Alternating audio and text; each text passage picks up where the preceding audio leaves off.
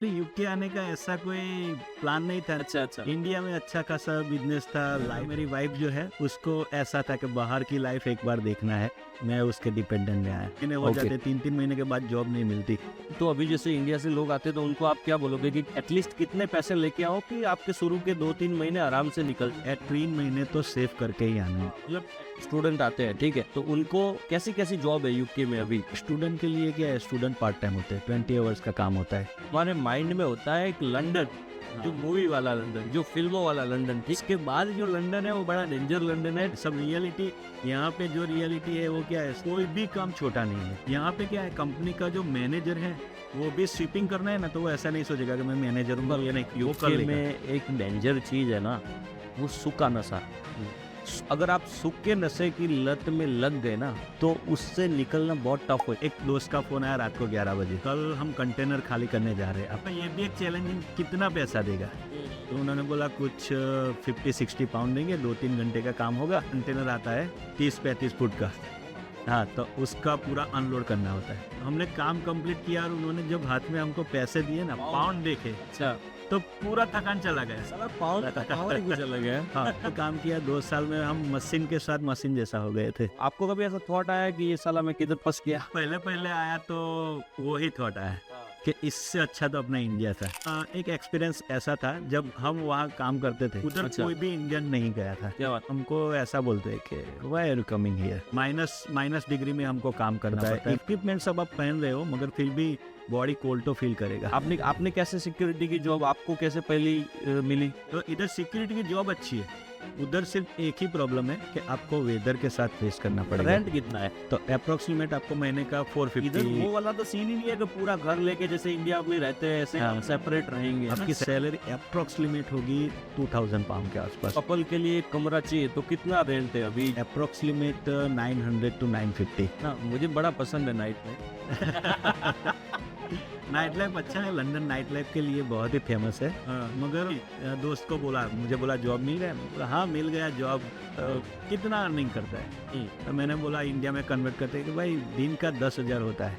Oh my God. तो 100 pound 3 lakh कर दिया। तो उन्होंने, ये सब लोग आते हैं ना तो ऐसा बोलते हैं, भाई तेरा लंदन में आ गया है, ये करेगा, मौज करेगा। 2 साल पहले मेडिटेशन करना स्टार्ट किया, ठीक है। सो मेडिटेशन से मेरे अंदर जो मैसिव 2 चेंजेस आए हैं। तो बीचेस भी बहुत अच्छे हैं यहाँ पे। बीचेस पे आप समर में जाओ तो ऐसा लगेगा कि यार इट्स हेवन। ताकि आप इंडिया में क्रिकेट भी खेलते थे तो आपको क्रिकेट का बड़ा शौक है? क्रिकेट एक्चुअली ऐसा है कि क्रिकेट मेरी जान है। क्या बात इंडिया कर रहे में क्रिकेट में जो भी जानते हैं बड़ौदा में, आप ऐसा बोलोगे कि बाहुबली, तो सब क्या बात जाएंगे।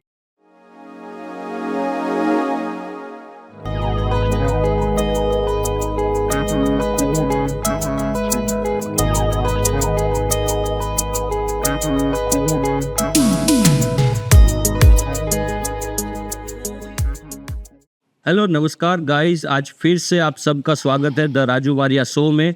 और मेरा नाम है राजू मारिया और मैं यूके में जो भी लोग हैं जिन्होंने अपनी लाइफ में कुछ बड़ा किया है, जिन्होंने अपनी लाइफ में कुछ हासिल किया है, उनकी जर्नी को आप तक लेके आऊँगा। सो मेरा कॉन्सेप्ट शो का यही है कि सब लोग इंस्पायर हो, क्योंकि काफ़ी लोगों ने अपनी जर्नी को बहुत जीरो से स्टार्ट किया होता है और कुछ ना कुछ अपनी लाइफ में हासिल किया होता है। सो उन सबको अपने शो में लेके आएंगे और आप सब तक उनकी जर्नी को पहुंचाएंगे। सो आज फिर से आप सबका स्वागत है द राजू मारिया शो में। बदल जाओ वक्त के साथ या वक्त को बदलना सीख लो। बदल जाओ वक्त के साथ या वक्त को बदलना सीख लो। मजबूरियों को ना कोसो, मजबूरियों को ना कोसो, वक्त के साथ चलना सीख लो। सो ऐसे ही हमारे एक गेस्ट है जिनका नाम है अजय पटेल, और उन्होंने यूके में अपनी लाइफ को स्टार्टिंग से लेके अभी तक बहुत कुछ हासिल भी किया है और बहुत कुछ अपनी लाइफ में बड़ा किया है। सो उनके साथ आज हमारा पूरा एपिसोड हम बातचीत करेंगे, उनसे उनकी जर्नी के बारे में जानेंगे। और अजय पटेल अभी काम करते हैं एक सुपरमार्केट में, बहुत अच्छी पोजीशन पे हैं, और उनसे हम जो भी यूके की जर्नी में क्या क्या स्ट्रगल रहते हैं, क्या क्या अप्स एंड डाउन्स आते हैं, वो सभी उनसे हम जानेंगे। सो अजय भाई, आपका हम स्वागत करते हैं द राजू मारिया शो में। Thank you. सो पहले तो जानते हैं कि अजय भाई आप कहाँ से हो, इंडिया में आप कहाँ से हो? मैं एक्चुअली इंडिया में गुजरात से बिलोंग करता हूँ। गुजरात में बड़ौदा है, तो वहाँ से बड़ौदा से नज़दीक ही है हमारा चापड़ करके गांव है, अच्छा, तो वहाँ से बिलोंग करता हूँ मैं। ओके। सो अजय भाई, आप कितने टाइम पहले आए थे यूके में?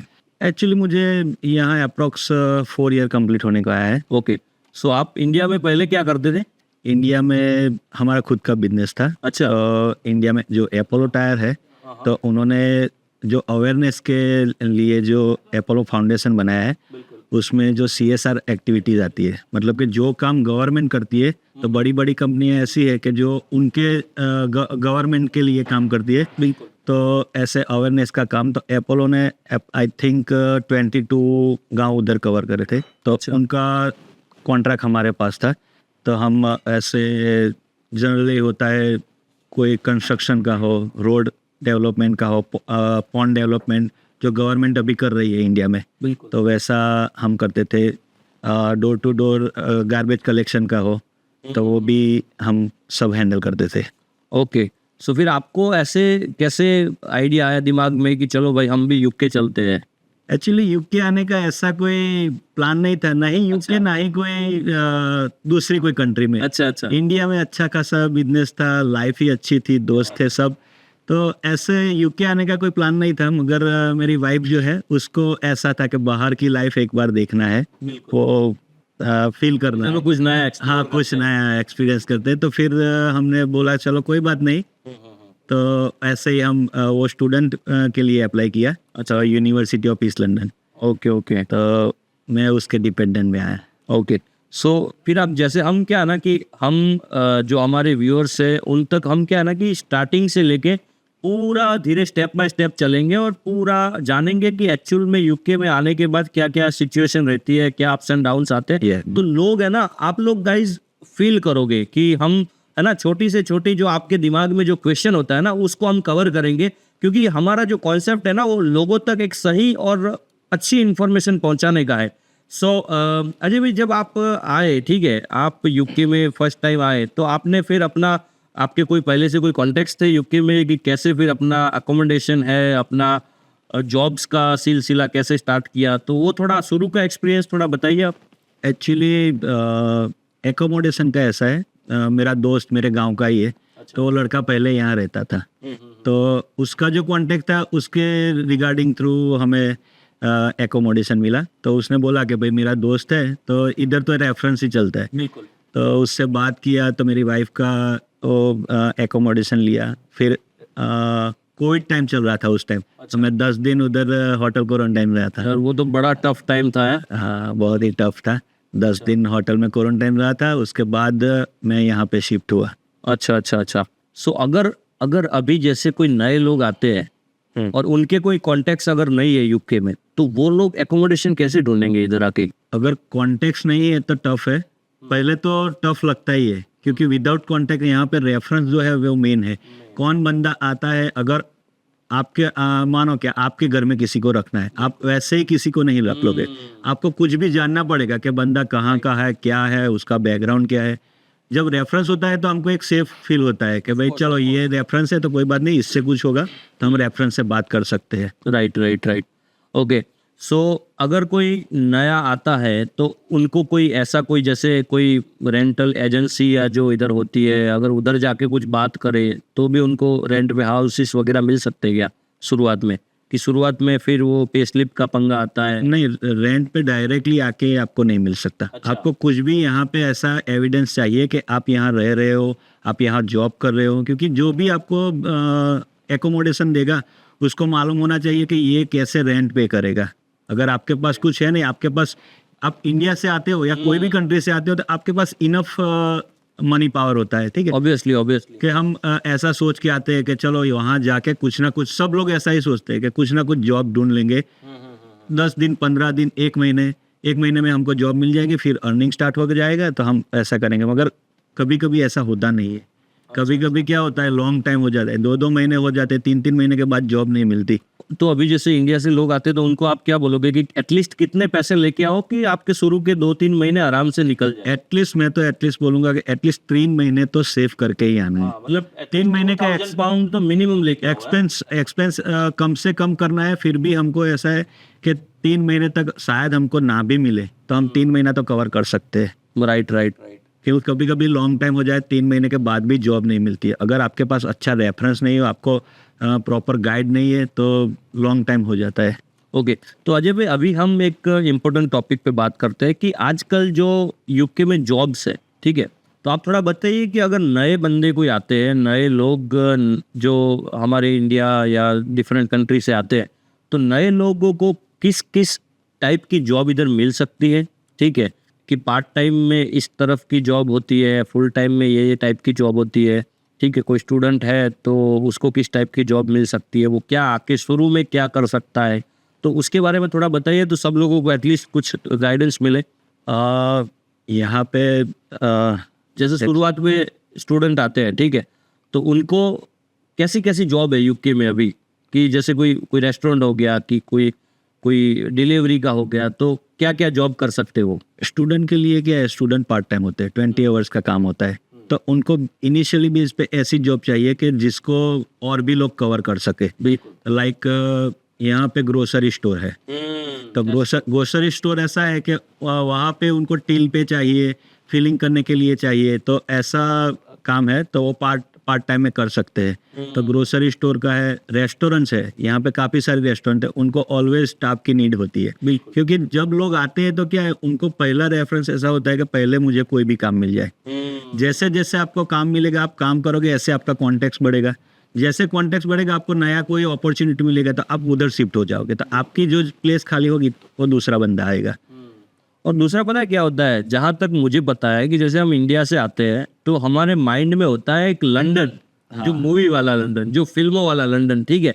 सो भाई आप थोड़ा सबको बताइए कि वो जो मूवी और फिल्मों वाला लंदन तो सिर्फ सेंट्रल लंदन है थोड़ा, ठीक है, लेकिन उसके बाद जो लंदन है वो बड़ा डेंजर लंदन है, ठीक है, उसमें आपको बहुत हार्डवर्क करना पड़ता है और हर तरह की जॉब करनी पड़ती है, क्योंकि इधर तो लोग क्लीनिंग, कुकिंग, सब तरह के नहीं राजू भाई, इसमें एक्चुअली ऐसा है कि जिसको भी यहाँ आना है तो बोलते हैं कहाँ जाना है, लंदन, मगर उनको वो नहीं मालूम कि लंदन एक टाउन का नाम है। जैसे हमारे हमारे इंडिया में हुआ बड़ौदा, अहमदाबाद, सूरत, वैसा एक टाउन है, एक सिटी है जो लंदन है। उसके अलावा भी कई सारी सिटी है, मैनचेस्टर है, बर्मिंघम है, जो जिसके लंदन से काफ़ी दूर है, मगर लोग बोलते हैं कहाँ पे है। अगर मैनचेस्टर में भी रह रहा है तो भी बोलता है कि हमारा लड़का है, हमारी लड़की लंदन में है। तो ऐसा नहीं है, सब रियलिटी यहाँ पे जो रियलिटी है वो क्या है, सेंट्रल लंदन जो है काफ़ी डेवलप है, ठीक है, बकिंगम पैलेस है, लंदन आई है, वेस्टमिनिस्टर है, तो सब वो देख के फोकस करते हैं, चलो हम तो वहाँ जाएंगे, अच्छा है, 2-3 महीने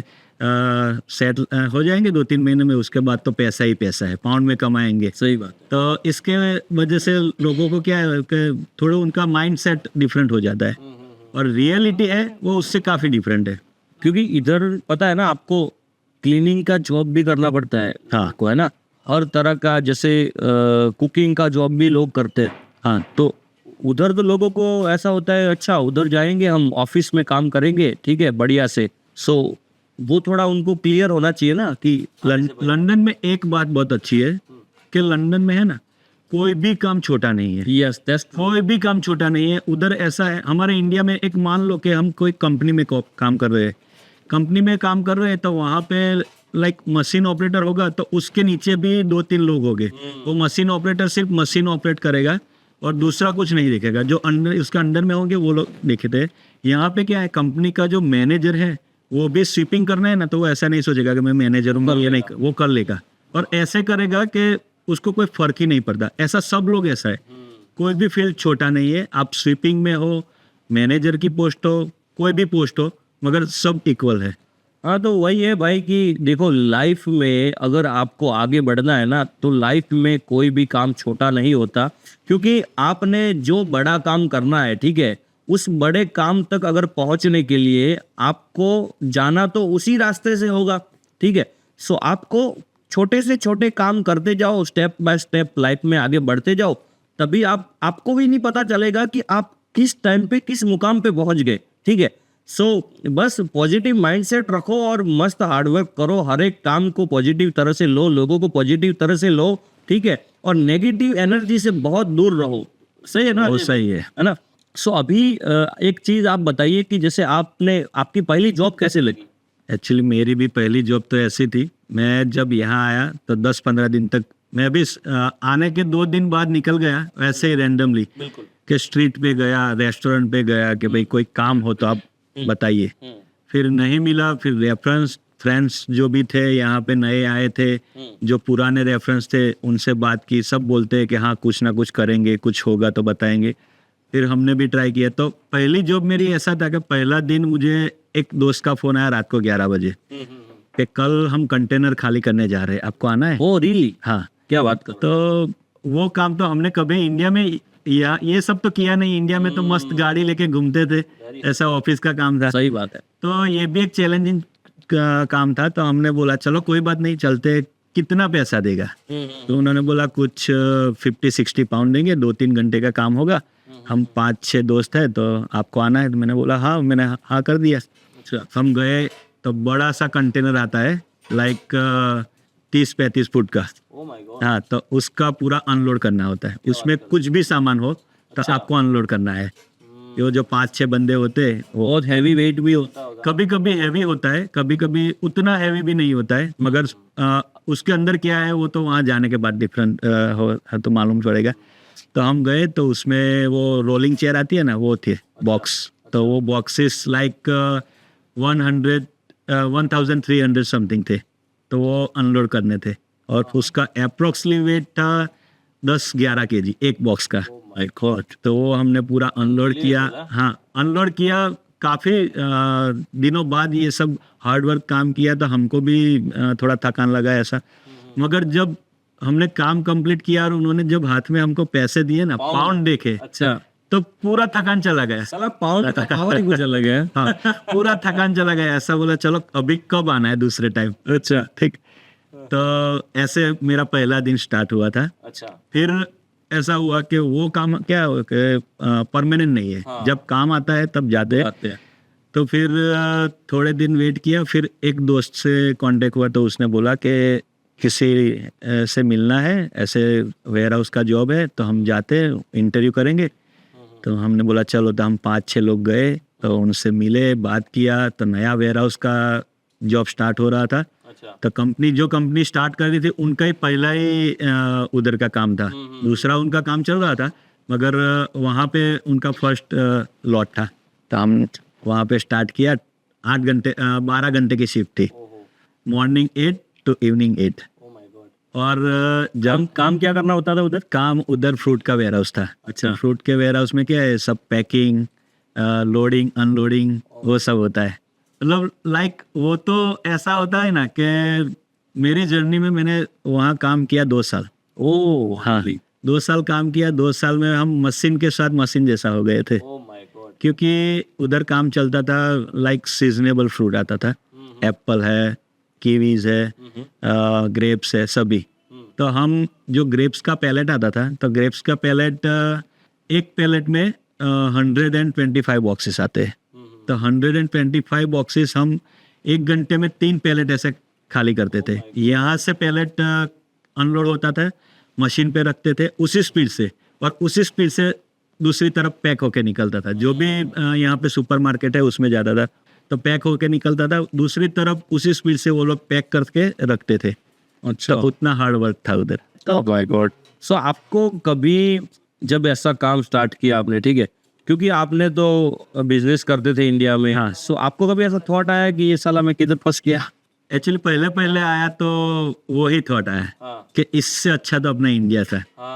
हाँ, मगर अभी जब हम चैलेंज एक्सेप्ट कर चुके हैं, यहाँ आ चुके हैं, उसके बाद बैकअप जाने का कोई प्लान नहीं है। कि वो सोच के आप नर्वस ही फील करोगे।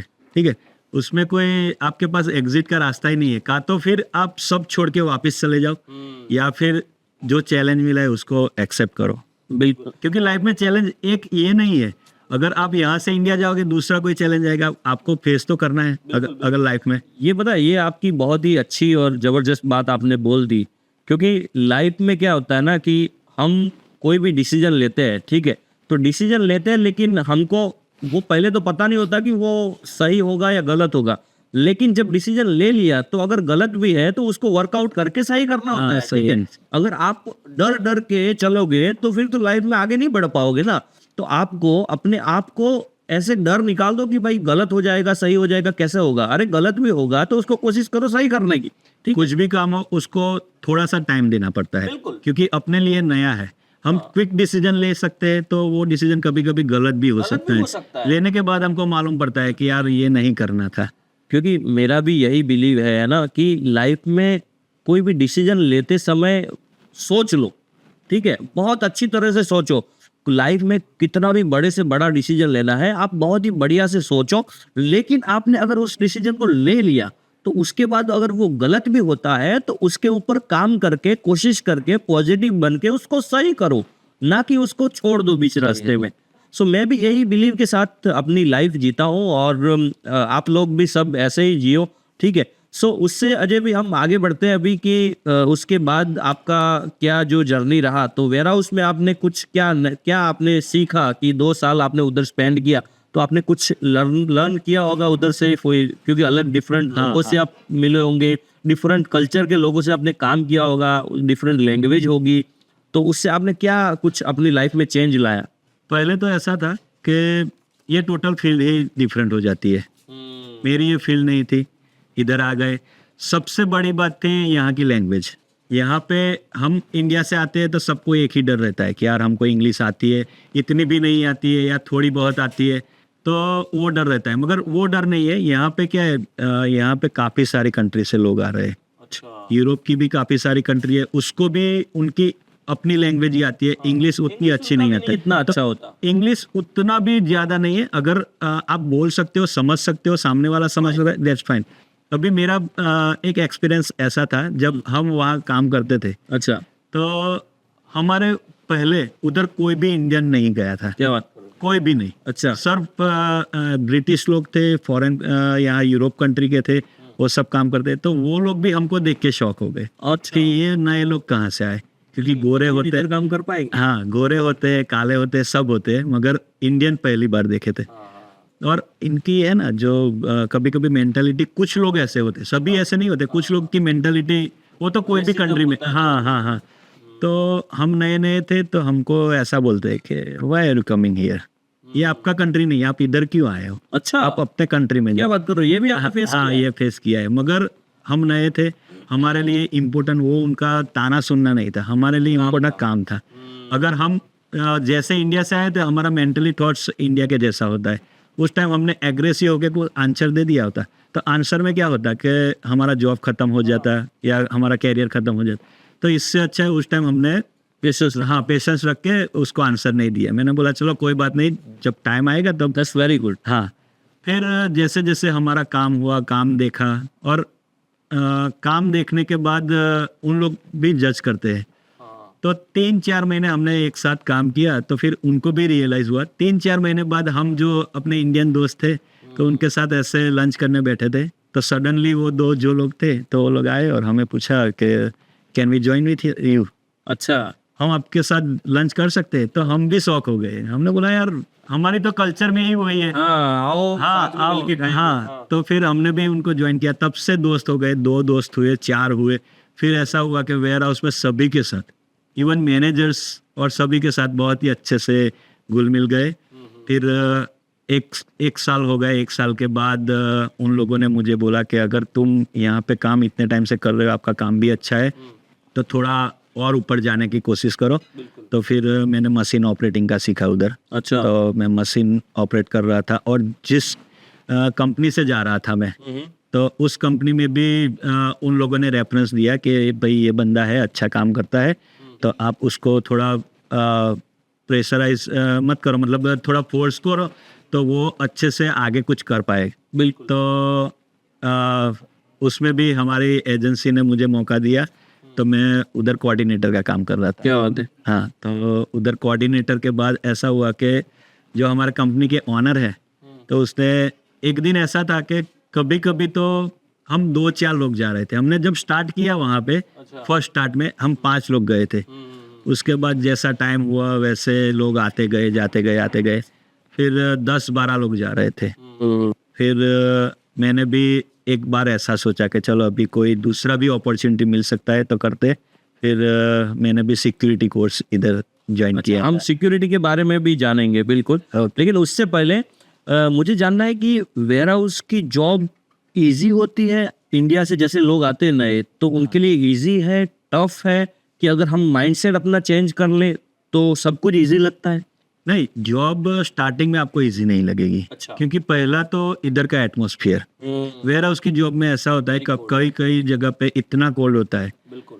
माइनस डिग्री में हमको काम करना पड़ता है। माइनस डिग्री में काम करते, उधर पानी में आपको काम करना पड़ता है। इक्विपमेंट सब आप पहन रहे हो मगर फिर भी बॉडी कोल्ड तो फील करेगा। तो काम भी ऐसा है, ये लोग टाइम के हिसाब से काम लेते हैं, तो उनको भी मालूम है कि इतने टाइम में इतना हमारा काम तो होना चाहिए। तो जब आप उस तरफ काम करते हो, मतलब कि मशीन के साथ काम करते हो, तो आपको उसी स्पीड से करना होता है। जब आप इंडिया से नए नए आते हो तो आपको उतना वो नहीं लगता है कि हम इतना इस एटमॉस्फेयर में कंफर्ट हो जाएंगे। तो क्या है, जब नए नए लोग आते हैं ना तो थोड़ा नर्वस फील करते हैं और काम से गिव अप कर देते हैं। तो उसको थोड़ा टाइम दो, थोड़ा पेशेंस रख के काम करें तो बाद में सब ठीक हो जाता है। ओके, सो अभी हम दूसरी जॉब में आते हैं कि आप बोले कि मैंने सिक्योरिटी का भी काम किया। हाँ, तो सिक्योरिटी का काम करने के लिए कुछ लाइसेंसेस वगैरह चाहिए या? हाँ, सिक्योरिटी का ऐसा है, आपको उसका कोर्स होता है। अच्छा। तो बहुत सारी एजेंसीज होती है तो वो आपको कोर्स कराती है। मतलब सिक्योरिटी का आपको नॉलेज ही नहीं है, आप कॉमन हो, आपको कुछ पता ही नहीं है यहाँ पे सिक्योरिटी में क्या होता है, कैसे होता है, आपकी क्या रिस्पॉन्सिबिलिटी होती है। तो वो लोग आपको ट्रेनिंग देते हैं। ट्रेनिंग के बाद उसका एग्ज़ाम होता है और एग्ज़ाम कंप्लीट करने के बाद वो आपको सर्टिफिकेट देते हैं। तो आप सर्टिफाइड हो कि कहीं पे भी आप दिखा सकते हो, आपका आई कार्ड मिलता है उसमें कि भाई आप ये एजेंसी से हो, ये आपने कोर्स किया है, आप नॉलेज जानते हो सिक्योरिटी के बारे में। उसमें सिक्योरिटी में भी काफ़ी सारी कैटेगरी आती है। एक नॉर्मल सिक्योरिटी गार्ड होता है, डोर सुपरवाइज़र होता है, फिर उसमें भी फर्स्ट एड होता है और वो सब कैटेगरी आती है, वो सब वो लोग प्रोवाइड करवाते हैं। सो इन शॉर्ट गाइज, आपको अगर सिक्योरिटी का जॉब करना है तो सिक्योरिटी का लाइसेंस लेना पड़ता है। और सिक्योरिटी में देखो 3-4 कैटेगरी, जैसे अजय भाई ने बताया कि सिक्योरिटी गार्डियन होता है और डोर सुपरवाइजर होता है। तो उन दोनों में ये डिफरेंट है कि अगर आपके पास सिक्योरिटी गार्डियन का लाइसेंस है तो you can not work at alcoholic place, जहाँ पर अल्कोहल बिकता है या कोई पार्टियों में अल्कोहल चलता है, उस जगह पे आप काम नहीं कर सकते अगर आपके पास सिक्योरिटी गार्डियन का जो है लाइसेंस है तो। लेकिन अगर आपके पास डोर सुपरवाइजर है, so you can work anywhere. आप एज ए सिक्योरिटी आप सब जगह पे काम कर सकते हो, आपके पास अगर डोर सुपरवाइजर का लाइसेंस है। और दूसरी बात कि इधर क्या है ना कि जो ट्रेनिंग कॉलेजेस है वो आपको फर्स्ट एड सर्टिफिकेट भी देती है, फर्स्ट एड करवाती है, फायर मार्शल सर्टिफिकेट भी देते हैं, और ये door supervisor, security, then CCTV also का भी कोर्स आता है। ठीक है, सो ये सारे जैसे क्या होता है कि 5-6 डे का ट्रेनिंग होता है, मंडे टू फ्राइडे क्लास होता है और सैटरडे एग्जाम होता है। उसके बाद 1 से 1.5 वीक तक रिजल्ट आता है। हाँ। रिजल्ट आने के बाद आपको वो सर्टिफिकेट देती है कॉलेज, और उसके बाद आपको लाइसेंस के लिए अप्लाई करना पड़ता है। तो उसका भी कुछ चार्जेस होते हैं, तो आप पोस्ट ऑफिस में जाके अप्लाई कर सकते हो। और उसके बाद क्या होता है कि आपको 1 से 2 वीक या मैक्सिमम 3 वीक तक आपको लाइसेंस में मिल जाता है। वो लाइसेंस 3 साल के लिए वैलिड होता है और 3 साल के लिए आप सिक्योरिटी में कहीं भी काम कर सकते हो। सही है। सिक्योरिटी की जॉब किस किस जगह पर इधर मिल सकती है, और सिक्योरिटी की जॉब इजी है या हार्ड है, कैसे फाइंड करें? आपने कैसे सिक्योरिटी की जॉब आपको कैसे पहली मिली? सिक्योरिटी की जॉब ऐसा था, दोस्त ने आगे भी, जिसने हमें रेकमेंड किया था कि सिक्योरिटी का कोर्स करो, तो वो लोग भी कर चुके थे पहले, तो वो लोग ऑलरेडी सिक्योरिटी में काम किया था उन्होंने। तो यहाँ पे मैंने बोला ना कि रेफरेंस से आपको काम मिलना इजी होता है। तो सिक्योरिटी की जॉब ऐसी होती है यहाँ पे कि मानो कि समर चल रहा है, यहाँ इवेंट काफ़ी सारे होते हैं, गेम्स होते हैं, इवेंट्स होते हैं, तो वहाँ पे सिक्योरिटी चाहिए। कोई कॉन्सर्ट है, वहाँ पे सिक्योरिटी चाहिए। पब्स है, पब्स, रेस्टोरेंट, उस सभी पे सिक्योरिटी चाहिए। तो इधर सिक्योरिटी की जॉब अच्छी है। उधर सिर्फ एक ही प्रॉब्लम है कि आपको वेदर के साथ फेस करना पड़ेगा। वेदर भी होता है, हाँ, बाहर भी होता है, इनसाइड भी होता है जॉब। तो मानो कि आपका जॉब आज बाहर है, तो बाहर कोई भी वेदर हो, यूके में वेदर का कोई फिक्स नहीं है। हाँ, अभी लगता है कि धूप है, आधे घंटे बाद बारिश हो जाएगी, उसके बाद ठंड हो जाएगी, कुछ भी वेदर का कुछ ठिकाना नहीं है। सो वो आपको चैलेंजेस फेस करनी पड़ेगी कि अगर आपकी जॉब बाहर है तो आपको कुछ भी कैसे भी कंडीशन हाँ, कैसे भी कंडीशन में आपको जो पॉइंट दिया है उधर मस्ट भी आपको खड़ा रहना ही है।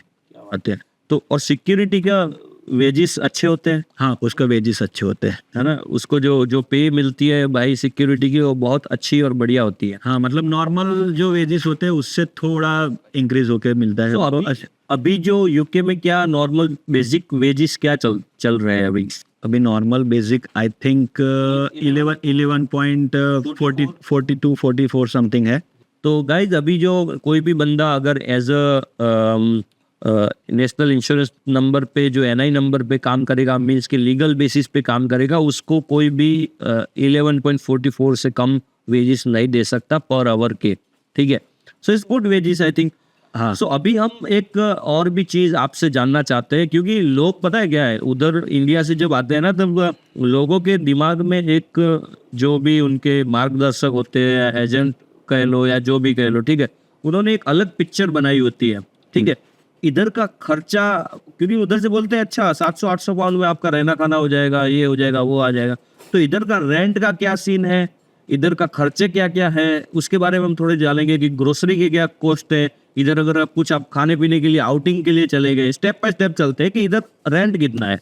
इधर अप्रोक्स आप सिंगल हो तो महीने का, आप अगर पीजी में रहते हो पेन गेस्ट में, तो अप्रोक्सीमेट आपको महीने का 450। ओके, तब थोड़ा पीजी को समझाएंगे थोड़ा कि पीजी में कैसे क्या होता है, पीजी मतलब क्या खाना होता है। हाँ, पीजी में ऐसा है कि आप जिसके घर पे रह रहे हो तो एज ए पेन गेस्ट, तो वो आपको डिफरेंट तरह के पीजी होते हैं।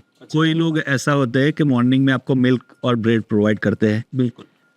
एक यहाँ पे मस्ट एक टाइम का ही आपको खाना मिलेगा, और वो भी आई थिंक डिनर ही है, क्योंकि दोपहर को तो कोई घर पे होता नहीं है, सब काम पे जाते हैं। तो मॉर्निंग में मिल्क कोई प्रोवाइड करता है, कोई नहीं करता। तो आपको अगर जो नहीं करता है तो अपना ब्रेकफास्ट खुद ऑन करना पड़ता है, तो वो है। और डिनर आपको मिल जाएगा पीजी में। अच्छा, बस तो इसके लिए 450 पाउंड पर मंथ मीन्स के उसमें भी मैंने बोला ना डिफरेंट है। तो कोई लोग है ना पर वीक से काउंट करते हैं, तो 4 वीक का 450 होता है। कोई लोग पूरा मंथ के भाई पहली तारीख से पहली तारीख तक 13, हाँ, ऐसा डिफरेंट है। और फॉर एग्जांपल कोई एक कपल है तो उसको अगर शेयरिंग में, इधर पता है इधर, हाँ इधर आप ये भी थोड़ा बताइए लोगों को कि इधर वो वाला तो सीन ही नहीं है कि पूरा घर लेके जैसे इंडिया में रहते हैं ऐसे सेपरेट रहेंगे, है ना। सेपरेट का तो कोई, हाँ, मस्ट भी आप उतना अर्न करते हो और आप एफर्ट कर सकते हो तो आप ले सकते हो, ठीक है। आप अगर एफर्ट कर सकते हो, क्योंकि यहाँ पे क्या है, हम कितना भी अच्छा काम करें, आपकी सैलरी अप्रोक्सीमेट होगी 2000 पाउंड के आसपास, ठीक है। हाँ, टैक्स वैक्स कटता है उसमें भी। तो यहाँ पे घर का रेंट होता है अप्रोक्सीमेट, आपने 2 बेडरूम या 3 बेडरूम ले लिए तो 1500-1800 पाउंड तो वो हो जाएंगे घर का रेंट। तो आप कैसे एफर्ट करोगे, क्योंकि उसमें फिर लगता है काउंसिल टैक्स आता है यहाँ पे, काउंसिल टैक्स होता है, वाटर बिल होता है, इलेक्ट्रिसिटी बिल होता है, फिर काफ़ी सारे ऐसे टैक्सेस आते हैं। तो उससे मतलब कि आपका जो इनकम है, जो सैलरी है, वो पूरा चला जाएगा, उसमें डालना पड़ेगा। और तो पूरा वो तो फंडा ही नहीं है, वो तो हमको भूल जाना है। मतलब यहाँ पे ऐसा है, आपने एक घर लिया, कितना भी हो, 2 बेडरूम 3 बेडरूम 4 बेडरूम हो, तो आपका अलग कमरा हो, दूसरा है उसमें आप शेयरिंग पीजी कुछ भी दे दो, तो उससे जो भी इनकम होगी वो आपका बेनिफिट होगा। तो अगर कोई एक कपल के लिए कमरा चाहिए तो कितना रेंट है अभी, जहाँ जिस एरिया में आप रहते हो उस एरिया में कितना रेंट चल रहा है? कपल के लिए एक्चुअली यहाँ पे अगर आप पीजी में रहते हो तो अप्रोक्सीमेट 900 to 950 पीजी में, जो दोनों का खाना पीना सब हो गया एक टाइम का और रहने का। अगर आप शेयरिंग में रह रहे हो तो शेयरिंग में उससे ज़्यादा कुछ नहीं, 100 पाउंड कम होंगे। मगर शेयरिंग में ऐसा है कि शेयरिंग में आपको अपनी ग्रोसरी लानी है, सब जो भी आपका एक्सपेंसेस होगा, खाना खुद बनाना है, ग्रोसरी लानी है। फिर जॉब से कितना टाइम पे आप आओगे, अभी घर में और भी लोग रह रहे हैं, तो कौन से टाइम पे कौन आएगा, ऐसा होता है। हमारे वहाँ इंडिया में क्या होता है कि एक ही घर पे मॉम या कोई भी लेडीज होती है वो खाना पका देती है, ठीक है। यहाँ पे अगर 5-6 रूम है तो 5-6 पर्सन तो हो गई, तो सब काम पे जाते हैं, सब शाम को आते हैं, फिर अपना टाइम एडजस्ट करते हैं कौन से टाइम पे। अगर 7 बजे आप बना रहे हो तो आपका ख़त्म होने के बाद जैसे गैस फ्री होगा मैं बनाऊंगा, उसके बाद दूसरा कोई होगा तो वो बनाएंगे। ये बहुत टफ चीज़ है यहाँ पे। ये यार इधर का मुझे भी ये चीज़ नहीं पसंद है, बट अभी हम भी उसी सिचुएशन में रहते हैं और उसी सिचुएशन से चलते हैं। क्योंकि पता है क्या है, इधर जैसे लोग है ना, सॉरी यार, इधर जैसे लोग है ना कि अगर 2 बेड हाउस लेने जाओगे आप, ठीक है, सो 1800 पाउंड 1600 पाउंड और बिल्स एक्स्ट्रा, तो 2-2 लाख इंडियन रुपीस में महीना बढ़ता है। तो वो तो कैसे बंदा अफोर्ड करेगा? तो शेयरिंग में रहना पड़ता है। और शेयरिंग में भाई दिखता बाहर से बहुत अच्छा है, लेकिन बहुत खिटपिट होता है ना, बहुत ही स्ट्रगल होता है, बहुत पेशेंस रखना पड़ता है, बहुत कुछ सहना पड़ता है। सभी डिफरेंट तरीके के लोग आते हैं, सभी का माइंडसेट अलग होता है। राइट। सो ऐसी आप पता है, आप जैसे अगर अपनी कंट्री से आते हो ना, तो माइंडसेट रखना कि आपको हर एक चीज़ किसी से शेयर करनी पड़ेगी। किचन शेयर करना पड़ेगा, वो बाथरूम शेयर करने पड़ेंगे, ठीक है। सो उसमें थोड़ा ऑकवर्ड लगता है, बट क्या कर सकते हैं ना, इधर स्टार्टिंग के पीरियड्स में फिर आप जैसे चलते जाओ लाइफ में आगे, आप अर्न करते जाओ, फिर अपना ठीक है, अपना अलग से कर लो, है ना। शुरू के इनिशियल पीरियड में तो बहुत टफ टाइम रहता है।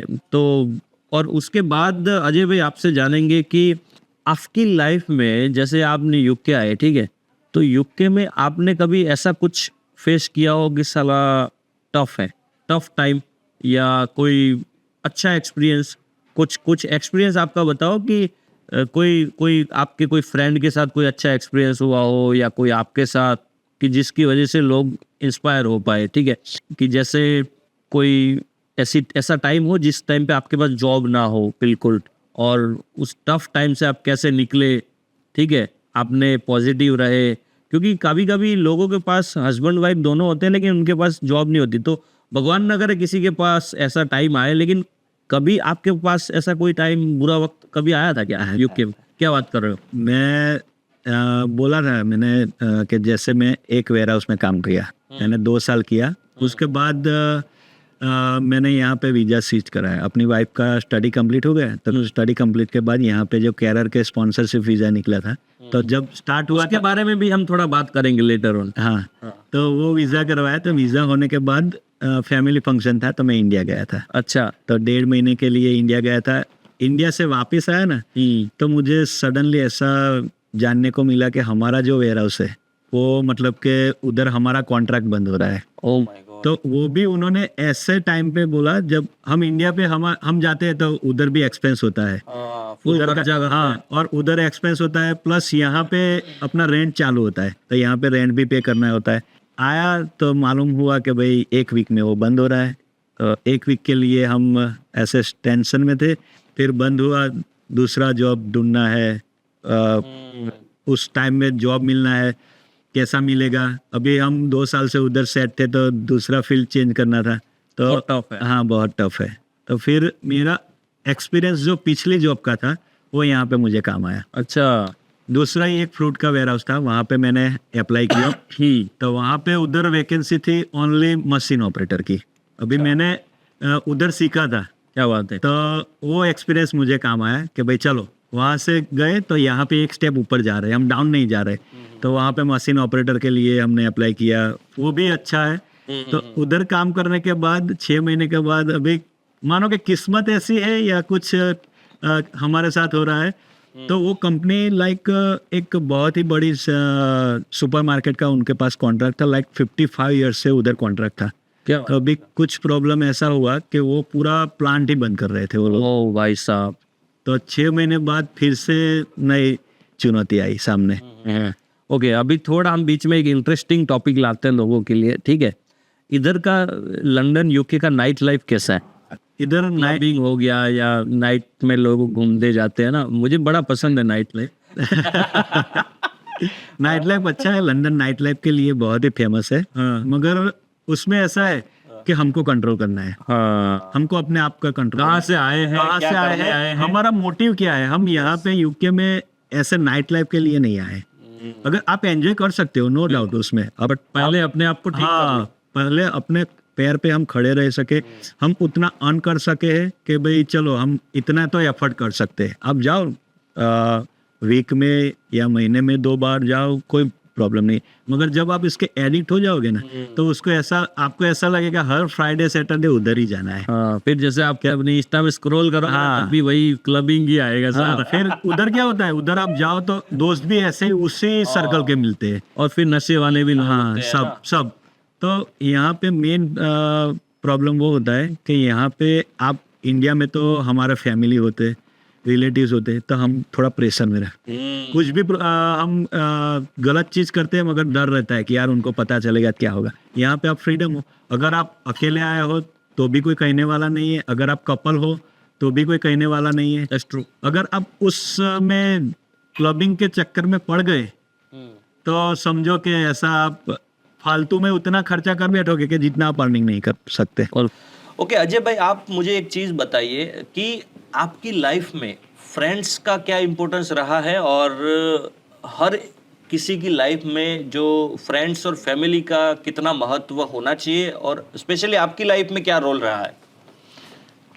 एक्चुअली मेरी लाइफ में फ्रेंड्स, उनको मैं फ्रेंड्स नहीं मानता। अच्छा। मेरी फैमिली मानता हूँ, क्या बात है। क्योंकि फ्रेंड्स ही ऐसे है कि मेरी लाइफ में ऐसे है ना कि मतलब लाइक इंडिया में मैं गांव से बिलोंग करता हूँ। गांव में क्या होता है, कास्टिज्म होता है। अच्छा। लाइक ये पटेल है, ये ब्राह्मण है, ये राजपूत है, सभी तरह के। बिल्कुल। मेरा ऐसा है कि मेरे गांव में नहीं, जितना भी मेरा फ्रेंड सर्कल है उसमें पूरे सभी कास्ट के मेरे दोस्त हैं। क्या बात है। और दोस्त में ऐसे है कि किसको मैं इसको खास बोलूँ या इसको वो चूज करना मेरे लिए बहुत ही टफ हो जाता है। अच्छा। सभी दोस्त ऐसे हैं। मतलब लाइक दोस्त का मेरे लाइफ में बहुत ही अहम रोल रहा है। वो गांव का हो या मेरा कोई ऐसा दूर का हो, फिर भी हम काफ़ी दोस्त ऐसे हैं कि लाइक 6 महीने में एक बार बात करते हैं, मगर जब भी हम बात करते हैं तो ऐसा लगता है कि लाइक अभी हम मिले हैं। क्या बात है। हाँ, ऐसा है। और मेरा जो ग्रुप है मेरे गांव का, वो दोस्त ऐसे है कि मतलब लाइक उनको मुझे कुछ बोलना नहीं पड़ता है। अगर कोई दिक्कत में भी हो तो बिना बोले आपके फेस देख के पता चल जाता है। इवन मेरी फैमिली में भी कुछ प्रॉब्लम हो गया ना तो वो लोग मुझे नहीं बताएंगे कि यार तेरे पापा को ये है, तेरी मॉम को ये है, इधर जाना है, आप ये प्रॉब्लम है। वो अपने आप सॉर्ट आउट कर देंगे और कहेंगे भी नहीं कि हमने ये किया था। वो जब फैमिली से मालूम होता है कि ऐसा ऐसा हुआ था, ये इन्होंने आके कह दिया, तो मतलब कि दोस्त का एक बहुत ही अहम रोल है मेरी लाइफ में। और हर एक की लाइफ में अच्छे दोस्त होना जरूरी है। दोस्त ऐसे भी होने चाहिए कि लाइक ऐसा नहीं कि आपका अच्छा दोस्त है तो हर वक्त आपकी हाँ में हाँ मिलाए। अगर आप गलत ट्रैक पे जा रहे हो तो वो लोग आपको बोल सकते हैं कि नहीं, ये मस्ट भी आप गलत ट्रैक पे जा रहे हो, ये करना है। तो ऐसा है। ओके, सो मेरा भी यही मानना है कि लाइफ में दोस्त चाहे कम हो लेकिन अच्छे होने चाहिए कि आपको सही वक्त पे सही गाइडेंस दे, ना कि क्योंकि आजकल क्या होता है ना कि जो मलम हर किसी के घर में नहीं होता, लेकिन नमक हर किसी के घर में होता है। तो हर किसी को दोस्त बनाना भी बहुत डिफिकल्ट है, लेकिन जितने भी आपके चाहे कम हो लेकिन बहुत बढ़िया से वाले दोस्त होने चाहिए कि एटलीस्ट आप उनके कंधे पे अपना सर रख के रो भी सको। ठीक है, ऐसे मजबूत दोस्त लाइफ में हो तो फिर कहीं ना कहीं आपका काम सरल हो जाता है, इजी हो जाता है। ठीक है। और इधर पता है, इधर जो यूके में एक डेंजर चीज है ना, वो सूखा नशा। अगर आप सूखे नशे की लत में लग गए ना तो उससे निकलना बहुत टफ हो जाता है ना। मैंने काफी मेरा एक्सपीरियंस रहा है, मैंने काफी अपने जान पहचान वाले लोगों को देखा है। शुरू में क्या करते हैं कि चल रहा है बेटा, है ना, ट्राई करते हैं ना। लाइफ में क्या होगा, उनकी बातें भी वो पता है, उनकी वो जो जल्दी लोग होते हैं ना, उनकी बातें भी ऐसी है कि साला ट्राई लाइफ में कुछ तो ट्राई तो करना पड़ता है ना। तो ऐसे करके वो सूखा नशा ट्राई करवाते हैं। और जो दूसरे जो एडिक्टेड होते हैं ना, उनको तो चाहिए होता है कि ये अपनी प्रॉपर्टी में आए। ठीक है, तो वो लाएगा ना, उनका तो बिजनेस बढ़ेगा। हाँ, तो जब गाइस कितना भी कुछ भी कर लो भाई, जिंदगी में सूखे नशे की लत में नहीं लगना, ट्राई भी नहीं करना, क्योंकि वो इतनी डेंजर चीज है ना। आप जिंदगी भर निकल नहीं पाओगे, आपकी लाइफ तबाह कर दोगे, आपकी जिंदगी तबाह कर दोगे, आपकी फैमिली को तबाह कर दोगे। ठीक है, इतना भयानक और डेंजर चीज है ये सूखा नशा। सो नेवर उसके दौर तक भी ना रहो, है ना। एक्चुअली राजू भाई, यहाँ पे क्या होता है मालूम है, जो लोग इंडिया से आते हैं ना, वो माइंड सेट ऐसा करके आते हैं कि अभी भाई तेरा गया है, लंदन पहुंच गया है, अभी थोड़ा मेहनत करेगा, बाद में ये चिल मारेगा। हाँ चिल मारेगा, यहाँ पे मौज करेगा, यहाँ पे हाँ आईफोन लेगा, महंगे एक्सपेंसिव ब्रांडेड कपड़े पहनेंगे, ये वो जूते, तो मतलब दिखावा इतना करते हैं कि इंडिया में किसी को मालूम नहीं है कि क्या करता है, यहाँ पे कहाँ पे वो काम करता है। अगर दिखाना है तो वो दिखाओ। मैं सुबह में 4 बजे जग के अपना 1 घंटे का जो रूटीन है, मॉर्निंग में फ्रेश होके काम पे निकलता हूँ, 6 बजे जाता हूँ, 6 बजे से शाम को 6 बजे आता हूँ। ये मेरा रूटीन है, वो दिखाओ तो उनको भी मालूम पड़े कि यहाँ पे ऐसा है। एक्चुअली मैं जब आया ना तो मैंने भी दोस्त को बोला, मुझे बोला जॉब मिल गया, मैंने बोला हाँ मिल गया जॉब, तो कितना अर्निंग करता है, तो यूजुअली हम ऐसे बोलते हैं कि हम यहाँ पे आवर्स पे काम देते हैं कि आवर्स का आपको 10 पाउंड 11 पाउंड, तो मैंने बोला इंडिया में कन्वर्ट करते हैं कि भाई दिन का 10,000 होता है। ओह माय गॉड, तो 100 पाउंड 3 लाख कर दिया हाँ, सीधा। तो उन्होंने डिवाइड बाय 30 कर दिया डायरेक्ट, कि 3 लाख कमा रहा है, अच्छा है, मगर यार 3 लाख कमा नहीं रहा हूँ, अगर सीधा हाँ 30 में अगर मल्टीप्लाई कर दो। मैंने बोला कि आप इंडिया में भी 30 दिन काम करते हो, इंडिया में भी छुट्टी लेते हो ना, हाँ, of course। तो यहाँ पे तो वो लोग लीगली 40 आवर्स आपको देंगे, उससे ज्यादा तो दे नहीं सकते। तो फिर इधर भी ऐसा ही है, सब लोग आते हैं ना तो ऐसा बोलते हैं भाई तेरा अब लंदन में आ गया है, ये करेगा मौज करेगा, और एक्सपेंस ऐसा करते हैं ना, कुछ दिखावे की चीज में आ जाते हैं, तो गाड़ी लेते हैं, फिर ऐसे क्लबिंग करते हैं सब, तो उसमें एक्सपेंसिव ज्यादा हो जाता है सब। तो क्या है, दिखावा नहीं करना है, जो रियलिटी है वो फेस करो आप। ये बहुत अच्छी बात बोली आपने, क्योंकि मेरा भी गाइज नेचर यही रहता है कि लाइफ में आप अच्छे हो या बुरे हो, किसी को पसंद आओ या ना आओ, आप ओरिजिनल रहो, क्योंकि फेक पर्सनालिटी बन के आप क्या कल आप भी मर जाओगे भाई, सब मर जाएंगे। हम सब कुछ दिनों के मेहमान हैं, वो आप अपने दिमाग में फिट कर लो, ठीक है। हमने इधर अमर नहीं होना है, तो हम क्या दिखावा करके क्या ही कर लेंगे, 5, 10, 25, 50 साल के बाद मिट्टी हो जाएंगे। अब सब फेक पर्सनालिटी भी कितने दिन तक चलेगी? आज नहीं तो कल किसी ना किसी को पता चलना ही है कि रियलिटी ये है। और दूसरा पता है क्या होता है, जब आप फेक बनते हो ना, फिर आपको बहुत कुछ याद रखना पड़ता है, किसी से क्या बोला था, किसी से क्या बोला था। यार ओरिजिनल रहो, मस्त रहो। और पता है ओरिजिनल रह के जब ओपन माइंड से जब जीने का जो मजा आता है ना, क्योंकि मैं जो है ना, मैं देखो अजय भाई, मैं आप मेरी बात करता हूँ कि मैं कुछ टाइम 1-2 साल पहले मेडिटेशन करना स्टार्ट किया, ठीक है। सो मेडिटेशन से मेरे अंदर जो मैसिव 2 चेंजेस आए हैं ना, बहुत बड़े वाले चेंजेस, कि एक क्या है ना, मैंने एक्सपेक्टेशन 0 कर दी। ओके मैं किसी से भी जिंदगी में अभी पहले मैं बहुत कुछ, मैं अभी जैसे अजय भाई मेरे फ्रेंड है, ठीक है, तो अजय भाई ने ये किया तो मेरे लिए अजय भाई ने वो क्यों नहीं किया, है ना, मैं एक्सपेक्ट कर देता था खुद ही। तो उसकी वजह से हमारा हर्ट होने का कोई भी फंडे में आप नींव में उसके जो जड़ में जाओगे ना, तो वो हम एक्सपेक्ट करते हैं, इसीलिए हम हर्ट होते हैं, ठीक है। अगर आप एक्सपेक्टेशन 0 कर दोगे ना, तो आप हर्ट नहीं होंगे, ठीक है। दूसरी जो चीज मेरे अंदर मैसिव चेंज आया ना भाई, मैं किसी को भी जज नहीं करता, मैंने जज करना ही बंद कर दिया। सही है, अच्छा हो बुरा हो, क्योंकि पता है क्या होता है, हर एक की लाइफ स्टोरी डिफरेंट है, हर एक की लाइफ में क्या चल रहा है हमको कुछ पता नहीं होता, उसकी क्या स्ट्रगल रही है। हम ना जान ना पहचान, कैसे किसी को भी जज कर ले भाई, उसकी लाइफ की स्टोरी ने उसको कैसा बनाया होगा, क्या क्या एक्सपीरियंस रहे होंगे, वो खुद बंदा जानता है। सो मैं कोई भी आता है खुले दिमाग से उसकी बात सुनता हूँ, और जितना भी मुझे पता चलता है नहीं चलता है, मैं किसी को भी जज नहीं करता। वो मुझे लगता है कि मेरी बेस्ट 2 क्वालिटी है, सो उन लोगों को भी बहुत अच्छी लगती है। ओके सो अजय भाई, हम थोड़ा आगे चलते हैं और थोड़ा बात करते हैं कि जैसे इधर काफ़ी अच्छे अच्छे टूरिज्म प्लेस भी होंगे घूमने के लिए, है ना। हाँ। सो आपने थोड़ा बहुत बताइए, आपने तो बहुत कुछ घुमा होगा, लेकिन थोड़ा मोटा मोटा सा बताइए कि क्या क्या अच्छी प्लेस है इधर यूके में घूमने के लिए। यूके में एक्चुअली घूमने के लिए बहुत सारी अच्छी प्लेस है। यहाँ पे अब सेंट्रल लंदन भी है, इवन सेंट्रल लंदन में भी बहुत सारे प्लेस है कि आप अच्छा जो जो हिस्टोरिकल कल्चर है उसको आप पसंद करते हो उसके लिए तो म्यूजियम बहुत है, पुराने पैलेसेस बहुत है, पुराना जो वो स्ट्रक्चर है यहाँ पे बहुत सारे हैं। और आउटसाइड भी, यहाँ के लंदन से आउटसाइड भी काफ़ी सारी ऐसी प्लेस है, लाइक बीचेस भी बहुत अच्छे हैं यहाँ पे। बीचेस पे आप समर में जाओ तो ऐसा लगेगा कि यार इट्स हेवन। बहुत सारे, हाँ, क्लीन बीच है। तो यहाँ पे काफ़ी सारे प्लेस है ऐसे घूमने के लिए।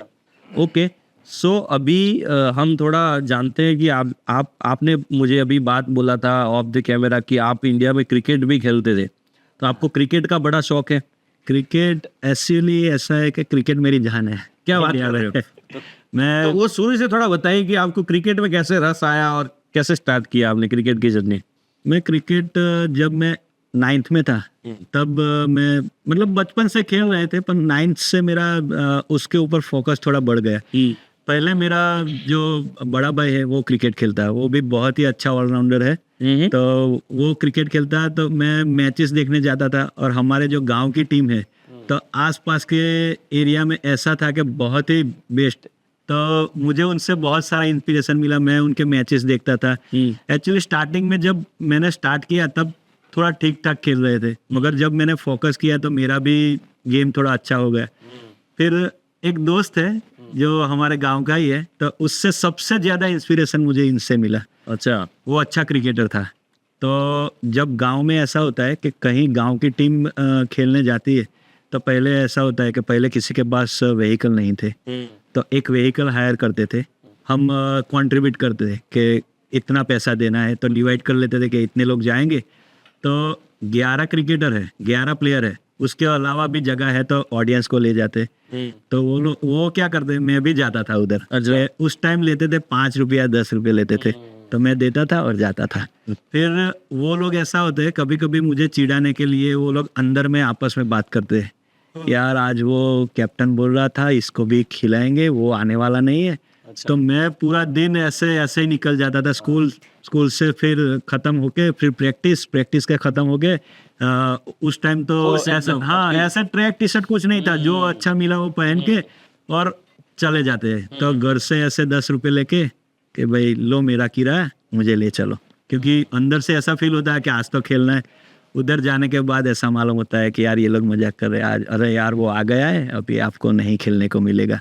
चलो कोई बात नहीं, नर्वस 2 दिन बाद जब मैच हो तब फिर से, तो उससे मेरा मोटिव और बढ़ गया और क्रिकेट के लिए मुझे और इंस्पिरेशन मिला उससे। अच्छा, तो फिर मैंने अपनी गेम पे फोकस किया। फिर क्रिकेट में ऐसा हुआ कि एक लेवल तक मैं जब अच्छा खेलने लगा तो हमारे सिटी में बड़ौदा में खेलने गया। तो उधर पहला ही जब से मतलब बड़ौदा जाने के बाद जो पहला टूर्नामेंट था उधर खेले तो बहुत ही अच्छा परफॉर्मेंस दिया। तो उसमें भी मैन ऑफ द मैच 2-3 बार हुआ वो सब। तो मतलब सिटी में भी सब जानने लगे कि यहाँ से गांव से बिलोंग करता है, अच्छा खेलता है। फिर उससे जर्नी स्टार्टअप हुई तो लाइक 2004 से मैं कंप्लीट अपने ट्रैक पे आ गया। 2004 से मैं क्रिकेट खेल रहा हूँ कि एज पर सब जानते हैं मुझे। अच्छा। मेरा जो टाउन है, सिटी है बड़ौदा, उधर मुझे सब लाइक क्रिकेट में जो भी जानते हैं बड़ौदा में, आप ऐसा बोलोगे कि बाहुबली, तो सब क्या बोलेंगे मुझे बाहुबली। बढ़िया। हाँ यार वो तो पता है, वो तो मेरा भी एक्सपीरियंस रहा है कि एक दफ़ा क्या हुआ, हम खेल रहे थे ग्राउंड में और अजय भाई ने बोला कि आप बताओ किस दिशा में छक्का लगाओ, है ना। और हम बोलते हैं भाई ये नॉर्थ पे लगाओ या साउथ पे लगाओ या राइट लगाओ लेफ्ट लगाओ, ठीक है। वो उस जगह पे बोल के छक्का मारते हैं, है ना। तो वो तो मैंने भी देखा है। सो कोई ऐसा प्लेयर हो, कोई अभी कोई बड़ा प्लेयर हो उनके साथ आपने खेला हो या उनको अगल बगल कभी मतलब कोई, क्योंकि आप बड़ौदा से काफी प्लेयर निकले हैं ना। हाँ, बड़ौदा कोई रणजी खेला हो? मैं जब मेरा स्टडी कंप्लीट किया उसके बाद मैंने फायर का कोर्स किया था, फायर फाइटिंग का। तो उस टाइम में बड़ौदा में फतेहगंज करके एरिया था। तो फतेहगंज में जब मैं रह रहा था हॉस्टल में, बड़ौदा में था फिर भी मैं हॉस्टल में रह रहा था, तो सैटरडे संडे जाता था। तो उस टाइम वहाँ पे जो दोस्त लोग थे तो वो लोग पेविलियन पे प्रैक्टिस करने जाते, वहाँ पे यूसुफ पठान आता था। अच्छा। हाँ, तो यूसुफ पठान तब तो पहले सबसे पहले इरफान पठान गया था क्रिकेट में। तो यूसुफ को सब जानते थे मगर इरफान का भाई है ऐसे। तो हम उनके साथ प्रैक्टिस करते थे। क्या बात कर? हाँ, यूसुफ पठान के साथ। अच्छा। और अभी करंटली बड़ौदा क्रिकेट टीम में से खेल रहे हैं विष्णु सोलंकी। अच्छा। विष्णु सोलंकी, तो वो भी हम साथ में क्रिकेट खेले। बड़ौदा में भी IPL ऑक्शन टाइप टूर्नामेंट होती है, तो उस टाइम भी हम काफी सारे टाइम साथ में खेले हैं ऐसे। और आपके भी गांव में, आप मैंने देखा है कभी, आप काफी आपके सोशल मीडिया में आपके गांव में वो आप डे नाइट टूर्नामेंट कुछ करते हो, वो क्या करते हो मतलब? नाइट टूर्नामेंट का हमारा प्लान ऐसा था कि हमारे गांव में जो पीढ़ियों से जो पुराना एक मंदिर है, तो एक मंदिर है, तो वो छोटा सा है, बहुत छोटा सा। तो हम जब छोटे थे तब से उस मंदिर को देख रहे हैं। वो बहुत छोटा सा है और काफ़ी समय से किसी ने मरम्मत नहीं कराई है, काफ़ी ख़राब हो गया है। तो हमने ऐसा एक मोटिव लिया, हम 4 दोस्त थे, तो 4 दोस्त ने ऐसा मोटिव लिया कि चलो अपने लिए तो सब करते हैं, आज हम इनके लिए कुछ करते हैं। तो हमने सोचा क्या कर सकते हैं, तो हमने टूर्नामेंट स्टार्ट करने का सोचा। तो हम 4 दोस्त ने पैसे इकट्ठे किए और इकट्ठे करके टूर्नामेंट स्टार्ट किया। और टूर्नामेंट स्टार्ट करना था इधर कैसा है कि आप रेंट पे भी ले सकते हो, सब उसका लाइटिंग हो सब। तो हमने सोचा कि यार 1-2 बार रेंट पे ले रहे, उससे अच्छा है तो हम खुद का इन्वेस्ट करके ले। तो हमारे पास ग्राउंड बहुत ही अच्छा है, हमारा चापड़ का ग्राउंड जो बहुत ही बढ़िया है। तो उधर हमने सब सामान अपना खुद का खरीदा, तो लिया। और उसमें भी चैलेंजिंग लाइफ में है ना, मेरी लाइफ में ऐसा है कि चैलेंजिंग हर कोई नया काम करते हैं तो चैलेंज आते हैं। क्या बात? तो हमने पूरा इन्वेस्ट करके, हमारा जो बजट था उससे ज्यादा इन्वेस्ट किया। अच्छा। और जो डिस्ट्रीब्यूटर थे उनको भी बोला कि हम पार्ट में पैसा देंगे, जैसे हमारा टूर्नामेंट जैसे सक्सेस जाएगा आपको पैसे देंगे। अभी हमने 20 दिन टूर्नामेंट स्टार्ट किया, 20 दिन हुए थे, उसके बाद कोविड स्टार्ट हुआ। तो कोविड तो ऐसा हुआ कि सब बंद था, तो टूर्नामेंट भी बंद करना पड़ा। तो जिसके पास से सामान लिया था उनको भी पैसे की नीड थी, तो वो भी प्रेशर कर रहे थे कि पैसे लेने हैं, हमको पैसे दो ही। तो जैसे तैसे मैनेज करके उनको पैसे दिए। और बाद में मैं आ गया इधर। अभी रहे 3 दोस्त, तो वो लोग भी परेशान कि अभी कैसे स्टार्टअप करेंगे, अभी पिछला इतना बाकी है ये वो। फिर मैंने उसको इंस्पिरेशन किया, उन्होंने मुझे थोड़ा बताया, तो हम लोगों ने मिलकर फिर से अगले साल फिर से स्टार्टअप किया। अच्छा। और मुझे ऐसा लगा कि यार अभी तो सब जगह पे टूर्नामेंट हो रहे हैं, कुछ डिफरेंट करना है। तो मैंने सबसे पहले हमारे गांव में बड़ौदा में किसी ने भी नहीं रखा था उतना 6 फुट का ट्रॉफी रखा था, विनिंग का भी और रनर्स अप का भी। और प्राइस ऐसे एक्सपेंसिव कि जो लोग खेलने के लिए आते हैं, इतना पैसा खर्च करते हैं, उसको क्या चाहिए, अच्छा ग्राउंड चाहिए, अच्छी लाइटिंग चाहिए और अच्छी प्राइस। तो मतलब उनको भी इंस्पिरेशन मिले कि भाई यार चलो खेलने का। तो अभी बड़ौदा में हमारे गांव का नाम होता है कि यहाँ पे टूर्नामेंट होती है, किसको बोलना नहीं पड़ता, अपने आप आ जाते हैं। अच्छा। तो फिर हमने 1 साल 2 साल 3 साल ऐसे सक्सेस किया। और जो हमारा पहले साल जो ऐसा मोटिव था कि ये बनाना है, तो अभी हमने वो टेम्पल वो उधर ही है, मगर उसके बगल में बहुत ही बड़ा बना दिया। क्या? हाँ, बहुत ही बड़ा बनाया है। अभी उसका जो मतलब कि हमारे में बोलते हैं ना जीर्णोद्धार उसका, तो वो अभी करना बाकी है, तो वो करेंगे। मगर जो काम के लिए हमने ये काम स्टार्ट किया था वो हमारा सक्सेस हो गया, तो अंदर से थोड़ा प्राउड फील हो रहा है। अच्छा लगता है, बिल्कुल अच्छा लगता है। और पता है क्या होता है, मैं एक चीज़ अजय भाई से ये अभी याद आई मुझे कि लाइफ में है ना, अगर आपको पॉजिटिव रहना हो और लाइफ में अगर आपको कुछ बड़ा करना हो ना, तो आपको लाइफ में छोटे छोटे गोल फिक्स करो। और जब छोटे छोटे गोल्स को आप जब अपने हासिल कर लोगे ना, तो उसके बाद आपको एक बूस्ट मिलेगा, छोटा सा बूस्ट मिलेगा। छोटा छोटा बूस्ट करके आप चलते जाओगे, क्योंकि आपके दिमाग में कोई बड़ा सा गोल जो लॉन्ग टर्म है वो तो डिफरेंट चीज़ है, लेकिन शॉर्ट टर्म गोल्स छोटे छोटे रखो। तो वो जब आपको स्टेप बाय स्टेप उसको करते जाओगे ना, तो आपको बहुत अच्छा लगेगा और लाइफ में आप एक पॉजिटिविटी आएगी। ओके, सो अजय भाई अभी थोड़ा हम यूके आ जाते हैं। तो यूके में अभी थोड़ा ट्रांसपोर्टेशन का क्या सिस्टम है? ट्रांसपोर्टेशन अगर मंथली कोई बंदा, कितना ट्रांसपोर्टेशन का खर्चा आ सकता है? और इधर का ट्रांसपोर्टेशन पूरे वर्ल्ड में फेमस है। अगर आप इनसाइड यूके रहते हो तो यहाँ से अच्छा ट्रांसपोर्टेशन मतलब लंदन? हाँ, लंदन में इनसाइड लंदन हो तो यहाँ से अच्छा ट्रांसपोर्टेशन पूरे वर्ल्ड में कहाँ पे? आप बस ले लो, ट्रेन ले लो, सब बहुत ही अच्छा। हर घर की यहाँ पे 5 मिनट के वॉकिंग। हाँ, हमारे इंडिया में क्या होता है कि ट्रेन होती है तो एक कॉमन ट्रेन होती है, लोकल है या एक्सप्रेस है। यहाँ पे आप ले लो DLR है, मतलब डिफरेंट तरीके की यहाँ पे उसको बोला हर एरिया कवर कर। हाँ, DLR है, फिर जुबली है, अंडरग्राउंड है, ओवरग्राउंड है, सब तरीके से। तो एलिजाबेथ लाइन। हाँ, एलिजाबेथ लाइन है, स्पेशल लाइन है जो। तो यहाँ पे ट्रांसपोर्टेशन बहुत ही अच्छा है। हर 3-4 मिनट में ट्रेन होती है। बसेस का भी ऐसा ही होता है, बसेस भी हर 4-5 मिनट में बसेस होती है। तो मतलब आपको कहीं पे भी वेट नहीं करना पड़ेगा, कि आपको ऐसा नहीं है कि मुझे यहाँ पे जॉब जाना है तो स्पेशल मेरे पास कोई व्हीकल अपना खुद का होना चाहिए। ट्रांसपोर्टेशन भी बहुत ही अच्छा है यहाँ पे। और अभी एक इम्पोर्टेंट चीज़ पे मुझे आपसे बात करना था, क्योंकि मैंने है ना, मेरे एक दो दोस्त भी जैसे इंडिया से कॉल किया था, उन्होंने भी पूछा कि भाई यूके में इजीली सेटल्ड होने का रास्ता क्या है, और अगर यूके में आप जैसे कोई स्पॉन्सर्ड वीज़ा पे आते हैं, ठीक है, उसमें कैसे आगे सेटल्ड हो सकते हैं, मतलब कैसे ब्रिटिश सिटीजनशिप तक पहुँच तक सकते हैं। स्पॉन्सर वीज़ा में ऐसा होता है कि अभी यहाँ पे काफ़ी सारे स्पॉन्सर वीज़ा इन्होंने इनिशियली 2-3 साल पहले स्टार्ट किए, जो पहले कभी नहीं किए थे। ये फर्स्ट टाइम ऐसा किया है।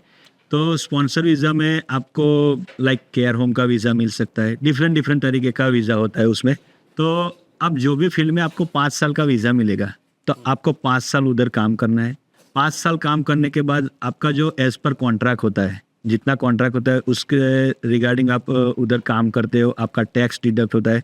आफ्टर 5 इयर्स आपका सब कंप्लीट है ये, तो आप ILR के लिए अप्लाई कर सकते हो। इंडेफिनिट। हाँ, इंडेफिनेट के लिए। ये बहुत ही इजी स्टेप है, पहले ये कभी नहीं था। ये इस बार स्टार्ट किया है तो बहुत ही अच्छा है। तो इंडेफिनेट के लिए आप अप्लाई कर सकते हो। तो इंडेफिनेट आप हो जाओगे तो मतलब आप आधे ब्रिटिश हो गए। इंडेफिनेट होने के बाद इंडेफिनेट जैसे स्टेप बाय स्टेप आप कंप्लीट करोगे तो फिर आप ब्रिटिश पासपोर्ट के लिए अप्लाई कर सकते हो। ओके, हाँ। फिर उसके बाद क्या होता है गाइस, जैसे आप अगर 5 साल के स्किल वर्कर वीज़ा पे आप कहीं भी हो, उसके बाद आप इनडेफिनेट हो गए, उसके बाद आपको लाइफ इन यूके करके एक एग्ज़ाम आता है। अगर वो लाइफ इन यूके वो एग्ज़ाम क्लियर करोगे ना, तो उसके बाद you have to apply for the British passport. हाँ, फिर आपको ब्रिटिश पासपोर्ट मिल सकता है, ठीक है।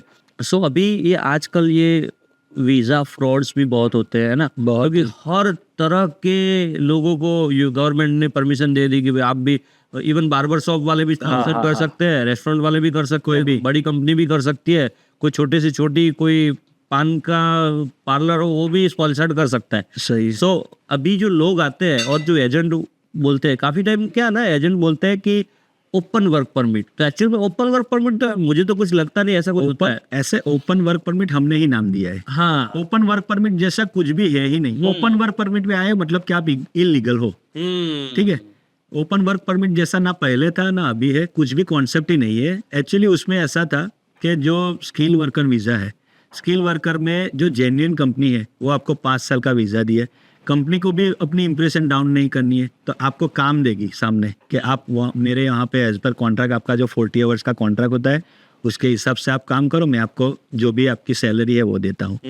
अभी ओपन वर्क परमिट में ऐसा है कि आपके पास कोई भी आपका फर्म हो, ठीक है, आपने फर्म आपका थोड़ा पुराना हो या अच्छे से रन कर रहा हो, तो आपके फर्म पे भी आपको कास्ट लेटर मिल सकता है। तो लोग क्या करते हैं कि फेक कास्ट लेटर बनाते हैं, उसमें सिर्फ प्रिंट आउट करते हैं। आपको मालूम है कास्ट लेटर में ये फॉर्मेट आते हैं, तो प्रिंट आउट करते हैं। अब हमारे इंडिया में ऐसा है कि सबको, इंडिया नहीं इवन एवरी कंट्री में जो यहाँ यूके आना चाहते हैं, इंडिया ले लो, पाकिस्तान ले लो, बांग्लादेश ले लो, जिसको भी यहाँ आना होता है उसको ऐसा होता है कि चलो यार वहाँ जाके हम 5 साल किसी में फिक्स क्यों हो। वहाँ जाके लोगों का माइंडसेट ऐसा होता है कि हम वहाँ जाके ये 5 साल के लिए कॉन्ट्रैक्ट कर लिया, मगर हमारा उधर नहीं काम पसंद आया, नहीं कर सकते तो क्या करेंगे, हमको 5 साल जबरदस्ती करना पड़ेगा। तो लोग बोलते हैं चलो ओपन वर्क परमिट। वो लोग बोलते हैं, एजेंट लोग, तो एजेंट को क्या है कि जैसे तैसे उसका बिजनेस रन करना है। ओपन वर्क परमिट के लिए वो रेडी हो गया तो एजेंट को तो मजा आ गया। हाँ, उसको जैसे तैसे करके उसका बिजनेस रन करना है। वो बताएंगे कि आप किसी के अंडर में नहीं, आप 5 साल वैसे ही अपना ओपन वर्क परमिट करके है उसमें काम करो, टैक्स पे करो। तो कंपनी को भी ऐसा ही चाहिए कि अगर आपके पास कुछ है नहीं, आप टैक्स दे रहे हो। अगर आप टैक्स देते हो, क्या मालूम आपकी कंपनी उधर टैक्स होम ऑफिस में पे कर रही है, नहीं कर रही है। आपको ऐसे है कि भाई मेरी कंपनी को मैं दे रहा हूँ टाइम टू टाइम, मगर कंपनी उधर अपना पोजीशन कैसे सेट कर रही है वो देखना है ना। कंपनी नहीं दिया, कंपनी बंद हो जाती है। काफ़ी सारे लोग ऐसे होते हैं कि ओपन वर्क परमिट करके आते हैं, यहाँ आने के बाद पता चलता है कि 1 महीने में 2 महीने में कंपनी बंद हो गई। फिर उनको क्या होता है, इसमें 2 तरीके से होता है। कभी कभी जो जेन्युइन कंपनी होती है ना, वो लोग ऐसा बोलते हैं कि यार मेरी फीस इतनी है, क्योंकि वो जेन्युइन काम दे रहे हैं आपको, तो उनका फीस थोड़ा इंक्रीज होता है। और जो जिसको काम नहीं देना है उसको मालूम है 2 महीने के बाद मुझे दूसरे बंदे की जरूरत पड़ेगी, तो वो क्या करते हैं कि प्राइस थोड़ा लो रखते हैं, तो हम लो प्राइस के चक्कर में आ जाते हैं कि भाई चलो उधर 20-25 लाख खर्च करना है, इससे अच्छा तो यहाँ 15 लाख में हो जाता है। मगर 15 लाख में हम 15 लाख खर्च कर रहे हैं, 2 महीने बाद कंपनी बंद हो जाती है, हमको यहाँ यूके में रहना है, तो हमको फिर से उसको 20-25 लाख देने पड़ेंगे, तो वो डबल हो जाता है। सही बात है। So guys finally open work permit ऐसा कुछ भी नहीं होता है। एजेंट आपको बोलता है ना कि आप ओपन वर्क परमिट पे जा रहे हो, दैट मीन्स कि आपको जो कंपनी ने स्पॉन्सर्ड किया वो कंपनी काम नहीं देगी और आपको इनलीगल काम करना पड़ेगा। सो वो this is not a way, okay, वो लीगली नहीं है और आपको ऐसे कभी नहीं आना चाहिए। सबको अगर लीगल बेसिस पे जिस भी कंपनी ने कॉस्ट लेटर दिया है, जिस भी कंपनी ने आपको स्पॉन्सर्ड किया है, अगर वो कंपनी आपको काम दे तब ही यूके आना है। तो काफ़ी लोग मुझे बोलते हैं ना कि ओपन वर्क परमिट पे आ रहे हैं, भाई वो ऐसा कुछ नहीं होता। आपको ओपन वर्क परमिट मतलब काम नहीं मिलेगा और कहीं कि आपको इनलीगल काम करने पड़ेगा और पकड़े जाओगे ना तो लाइफ आपकी तबाह हो जाएगी, ठीक है। तो उसी रास्ते पे कभी चलना नहीं है। और अभी हमने काफ़ी सारी बातें करी और मेरा भी एक्सपीरियंस यूके का बहुत ही डिफरेंट रहा है। जैसे एक दफ़ा क्या हुआ ना कि एक वाइफ थी, वो टीचर थी और उनके हस्बैंड डॉक्टर है, MBBS। Okay, I think MBBS नहीं थे, BA MS थे। तो वो भी, उनका भी छोटा सा हॉस्पिटल क्लिनिक था और वो 2 लाख रुपये महीना कमाते थे। वाइफ गवर्नमेंट टीचर थी तो 1 लाख रुपये वो कमाती थी और वो लोग भाई स्पॉन्सर्ड वीज़ा पे यूके आए, आप सोचो, है ना। तो कितना मतलब कठिनाई है कि भाई इतनी अच्छी जॉब छोड़ के आप इतने स्ट्रगल, अभी का जो टाइम है this is not right time to come to UK, क्योंकि अभी जॉब्स नहीं हैं, अभी वो बहुत डिफिकल्ट टाइम चल रहा है, बिजनेस डाउन है सारे। तो आपको स्ट्रगल बहुत करना पड़ेगा। या तो बेस्ट वे है कि स्टूडेंट पे आओ, या तो स्टूडेंट वीज़ा पे आओ। लीगल बेस पे जितना हम अप्लाई करते हैं वो अच्छा है, वो अच्छा है, क्योंकि स्टूडेंट पे आप मास्टर का 1 साल का कोर्स लेके आओगे, उसके बाद 2 साल का आपको वर्क परमिट मिलेगा, तो उसमें आप कुछ ना कुछ बना लोगे। अगर नहीं भी बनाओगे तो जो पैसे लगाए होंगे वो निकाल दोगे, ठीक है। सो उसी वीज़ा पे आओ, दैट्स द बेस्ट वे। और आई थिंक अजय भाई आज हमने बहुत अच्छी और बहुत बढ़िया सी बातें की, और आपको अगर कुछ कहना है, कुछ बचता है तो बताओ, अदरवाइज फिर हम अपना एपिसोड इधर ही ख़त्म करते हैं। नहीं बस सब ऑडियंस से क्या कहना चाहोगे, हमारी जो ऑडियंस है उससे आप क्या कहना चाहोगे कि भाई बस ऐसे ही राजू भाई का वीडियो बनाने का मोटिव है, बहुत ही अच्छा है। मैं भी पहले मुझे इतना उनके वीडियो से इंस्पायर नहीं मिलता, मगर मैंने कंटिन्यूली उनके वीडियो देखने स्टार्ट किए, तो उनके वीडियो से मुझे भी लाइफ में कैसे बहुत सारा इंस्पिरेशन मिला। बहुत ही अच्छे थॉट्स हैं उनके और सबके लिए हेल्पफुल वीडियो बनाते हैं। ऐसे मतलब कोई ऐसा नहीं है, वो सब टॉपिक पे वीडियो बनाते हैं। तो मतलब कि उनका बोलने का मतलब ऐसा होता है कि कोई भी नॉर्मल लोग है उसको समझ में आ जाए, ऐसी लैंग्वेज में बात करते हैं। और जिसको जितना हेल्पफुल हो सके उतने हेल्पफुल होने का ट्राई करते हैं। बहुत ही अच्छे आदमी है राजू भाई। हाँ जी। और गाइज अभी अगर किसी ने हमारे चैनल को सब्सक्राइब ना किया हो तो चैनल को सब्सक्राइब कर लो, क्योंकि हम एवरी वीक हमारा एपिसोड आएगा और हम यूके में जो भी बिजनेसमैन लोग हैं, जो इन्फ्लुएंसर है, जिन्होंने अपनी लाइफ में कुछ बड़ा किया है, उनको हम अपने शो में लेके आएंगे और आप तक उनकी जर्नी को पहुंचाएंगे। आप सब भी इंस्पायर होंगे, ऐसे लोग हम लेके आएंगे। और हमारी जो इंस्टाग्राम पेज है वो डिस्क्रिप्शन में भी उनकी लिंक होगी और ऊपर भी आपको दिख रहा होगा, ठीक है। जो द राजू मारिया शो का जो इंस्टाग्राम पेज है, मेरा personal Raju Maria Instagram page है, ठीक है। और अजय भाई के इंस्टाग्राम की भी हम लिंक डाल देंगे, ठीक है। सो उनको जाके फॉलो करो, ठीक है। और कुछ भी क्वेश्चन है तो आप हमको DM करो और बस ऐसे ही प्यार देते रहो, हंसते रहो, मुस्कुराते रहो। अपनी सेहत और अपने माता पिता का बहुत ही ख्याल रखो। गुड बाय, मिलते हैं एक नए एपिसोड में, नए शो में। Thank you very much.